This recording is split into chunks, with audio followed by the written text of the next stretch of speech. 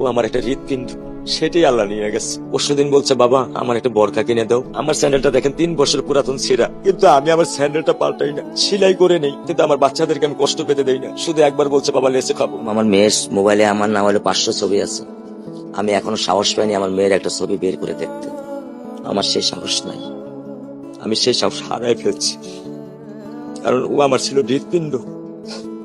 ওর জীবনে এমন কোনো চাওয়া নাই যেটা আমি পূরণ করি নাই। পরশুদিন বলছে, বাবা আমার একটা বরখা কিনে দাও।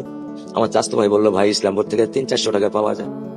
আমি সাথে সাথে মিনি মার্কেট থেকে আমি 1000 টাকা দিয়ে আমার মেয়েকে বরখা এনে দিচ্ছি।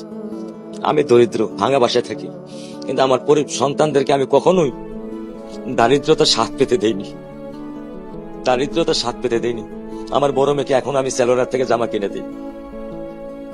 আমার স্যান্ডেলটা দেখেন 3 বছর পুরাতন ছেঁড়া, কিন্তু আমি আমার স্যান্ডেলটা পাল্টাই না, সেলাই করে নেই, কিন্তু আমার বাচ্চাদেরকে আমি কষ্ট পেতে দেই না।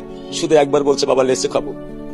আমি 1 মিনিটও দেরি করিনি, 1 মিনিটও আমি দেরি করিনি। ও আমার একটা হৃৎপিণ্ড, সেটাই আল্লাহ নিয়ে গেছে।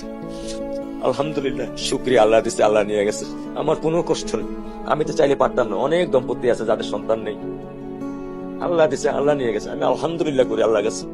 আমার কোনো কষ্ট নেই, আমার কোনো কষ্ট নেই। ঠিক আছে।